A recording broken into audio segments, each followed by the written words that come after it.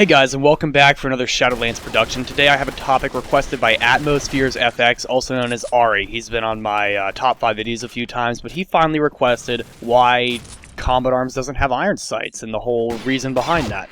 So I want to dive right into that because it is a topic that's been circulating since, the game came out. It was a really big surprise to everyone, similar to Counter-Strike, why Combat Arms didn't have iron sights.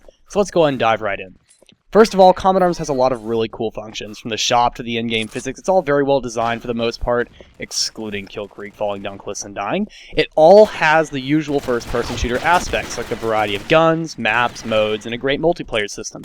However, there's one thing the game blatantly doesn't have, and it's earned this game a lot of bad critiques since its release: the lack of iron sights. Now, Call of Duty, Battlefield, we all know that this is, a big thing with first-person shooters.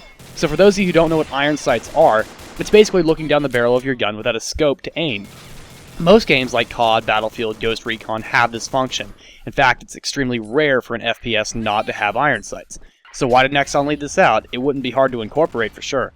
I think the main reason they left iron sights out is because it would make certain weapons have different uses than intended. Take the Desert Eagle series, for example. Iron sights, in theory, would make the shot more accurate, but having that level of accuracy on such a high-powered pistol would break its use. It's intended to be very inaccurate, but high damage. If you made it more accurate, then it would unbalance the gun, and a lot of guns would be broken by doing this. Some examples include the QBZ-95, the L-85 series, the LR300ML, God forbid they make that gun better, and almost all SMGs. Imagine a more accurate mag pull, for example, and think of how overpowered that would be. Now, if they were going to do that, here's my opinion on the best method for incorporating iron sights. I think that the spread you have outside your scope should be decreased to 75% of its total reticle size. This leaves marginal rate of fire for already super accurate weapons such as L-85s. However, the reticle should disappear just like in scope, so you wouldn't notice this off the bat.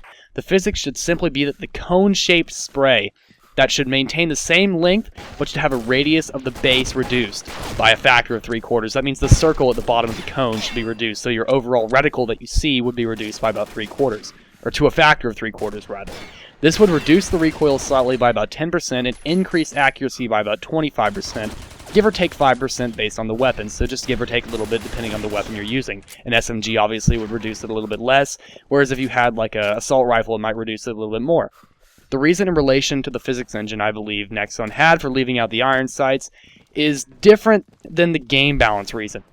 The engine is what designers call a hard engine, meaning that it runs strictly off of hard equations. There's no liberty taken when moving, for example. If you play COD, Battlefield, or Soldier Front 2, the characters and graphics have a more fluid feel than Combat Arms. Other hard engine games include Blacklight Retribution, the entire Counter-Strike series, and many first-person shooter flash games, including ACR. It boils down to this: if you press something, that's what you're going to get. You won't slide a little extra after moving. It takes no time to accelerate the player from not moving to moving at full speed. And scoping in is practically instant. All these characteristics are of hard engines. Iron sights would not work well because they would change the fluidity of movement in the game, and it would be less jerky, you could say. It'd be more liberal with the character's movements, which the engine would not be so easy to change to allow that. Now, while iron sights shouldn't be impossible to put into the game, it would be difficult this late into the release for marketing, the engine, and balance reasons. Because of this, it's not likely Nexon will ever put iron sights into the game. Sorry for Combat Arms, it's sad but true. Hope you enjoyed this, AtmozfearzFX, and the rest of you viewers out there. Please drop a comment, rate, comment, subscribe, drop that fat like on the video, and we will see you in the next video. Shadowlands out.